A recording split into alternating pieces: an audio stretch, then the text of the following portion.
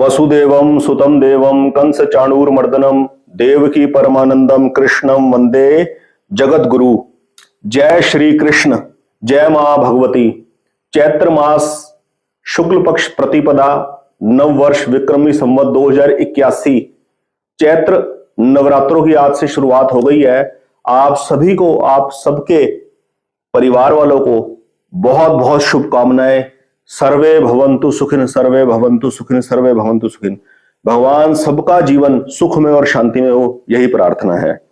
मित्रों, आज की वीडियो शुरुआत करेंगे नववर्ष के ऊपर काल गणना के महत्व को लेकर। ज्योतिष में जो आत्मा के कारक माने जाते हैं वो माने जाते हैं सूर्य। साक्षात सूर्य नारायण भगवान, भगवान के साक्षात प्रकट रूप है।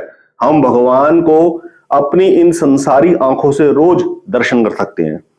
श्रीमद् भगवद गीता के 10वें अध्याय के 21वें श्लोक में भगवान ने कहा है, प्रकाश मानव में मैं सूर्य हूं और नक्षत्रों में मैं चंद्रमा हूं।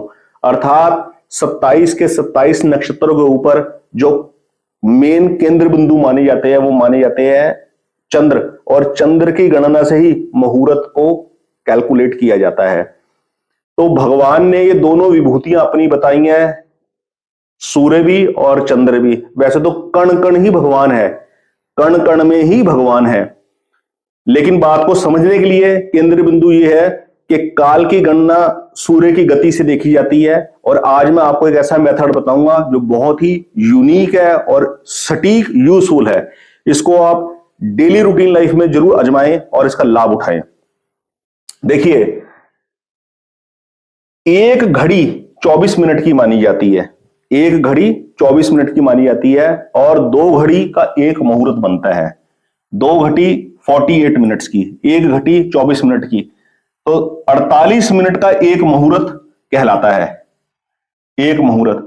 इस प्रकार पूरे दिन भर के अंदर 15 मुहूर्त होते हैं, यानी कि 48 into 15 is equal to 720 minute. 720 minute को यदि हम डिवाइड करें 60 मिनट से, 1 आवर से, तो ये 12 घंटे हमारे को मिलते हैं। तो 12 घंटे का दिन हो गया। और इसी प्रकार 15 मुहूर्त की 720 घंटों मिनट की रात होती है और 12 घंटे की रात हो गई, तो एक दिन कंप्लीट होता है। ठीक है, तो 15 मुहूर्त का पूरा एक दिन होता है।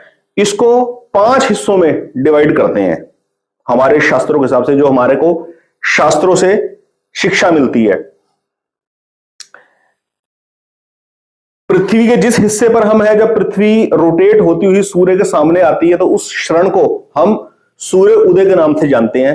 तो सूर्य उदय से लेकर 3 मुहूर्त तक का जो समय होता है, 3 मुहूर्त अर्थात 3 मुहूर्त का जो टाइम स्पैन होता है, 48 मिनट का एक मुहूर्त है, तो 3 मुहूर्त हो गए 144 मिनट के, अर्थात 2 घंटे 24 मिनट का जो टाइम स्पैन है। सुबह के सूर्य उदय मान लीजिए 6 AM का है, मान लीजिए आज का सूर्य उदय का समय 6 बजे का है, तो 6 बजे से लेके 3 मुहूर्त तक का टाइम फ्रेम 144 मिनट अर्थात 2 घंटे 24 मिनट तक का जो टाइम स्पैन है, उसको बोलते हैं प्रातःकाल। मतलब कि 6 बजे अगर सूर्य उदय हुआ है तो 2 घंटे 24 मिनट जोड़ देंगे इसमें, तो 8:24 मिनट। 8:24 मिनट से फिर आगे 3 मुहूर्त का जो टाइम होगा वो भी 144 मिनट का आप ले लीजिए, 2 घंटे 24 मिनट का, उसको बोला जाता है संगव काल। ये जो टाइम स्पैन है सूर्य उदय से लेकर 6 मुहूर्त तक का, ये यानी कि 4 घंटे 48 मिनट तक का जो टाइम है, सूर्य उदय से लेके अगला 4 घंटे 48 मिनट का जो टाइम है, इसको देव काल के नाम से जाना जाता है। पूरे दिन भर के अंदर सबसे प्रोमिनेंट टाइम स्पैन है ये वाला। उसके बाद इस समय अवधि से लेके 10:48 मिनट से लेकर फिर आगे 144 मिनट और ले लीजिए, यानी कि 2 घंटे 24 मिनट का टाइम स्पैन और ले लीजिए।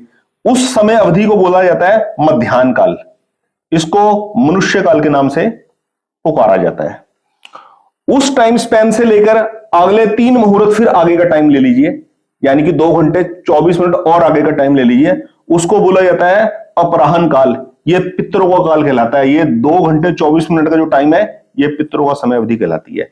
और उस एंडिंग पॉइंट से लेकर फिर 2 घंटे 24 मिनट का आगे का टाइम ले लीजिए, उसको कहा जाता है राक्षस काल।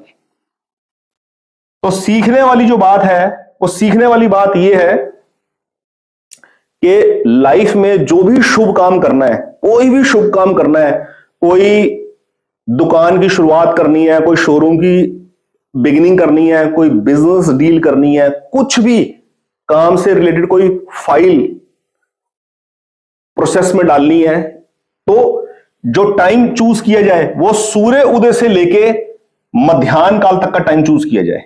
मध्याह्न काल तक का टाइम चूज किया जाए, यानी कि 2 बजे तक, लगभग 2 बजे तक का टाइम आएगा। सूर्योदय से लेकर 2 बजे तक जो भी इंपॉर्टेंट मीटिंग है, बिजनेस मीटिंग,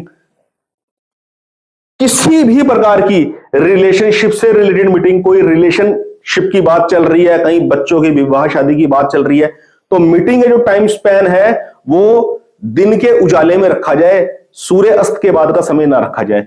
आपने देखा होगा जितने भी जो ड्रिंक करने के शौकीन हो गए, उनको शौक चढ़ेगा मीटिंग करने का और गैदरिंग करने का शाम के टाइम पे, जो राक्षस काल होता है। राक्षस काल के अंदर केवल एक ही काम करना चाहिए।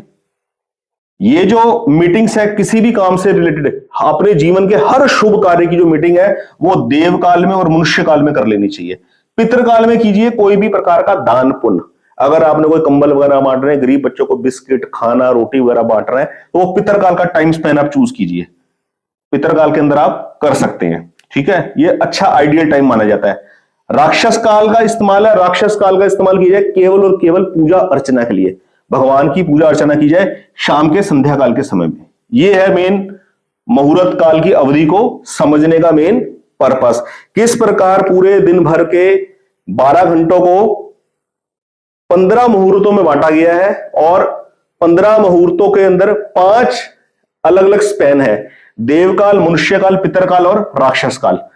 अपना सबका सब शुभ काम इन 3 पीरियड्स के अंदर आप कीजिए, प्रातः काल में, संगव काल में और मध्याह्न काल के अंदर। सायकाल, राक्षस काल के अंदर केवल और केवल पूजा अर्चना, पूजा पाठ से रिलेटेड कोई इंपॉर्टेंट बिजनेस मीटिंग, कोई काम से रिलेटेड फाइल को इनपुट करना किसी डिपार्टमेंट के अंदर, ऐसा कोई काम इस पीरियड में ना करें। इसी तरह इंटरेस्टिंग वीडियोस देखने के लिए चैनल से कृपया जुड़े रहें, चैनल को सब्सक्राइब कर लीजिए और बेल आइकन को प्रेस कर दीजिए, ताकि मैं कोई भी जब नई वीडियो डालूं तो आपको उसका नोटिफिकेशन मिल जाए। बहुत बहुत धन्यवाद। जय श्री कृष्ण।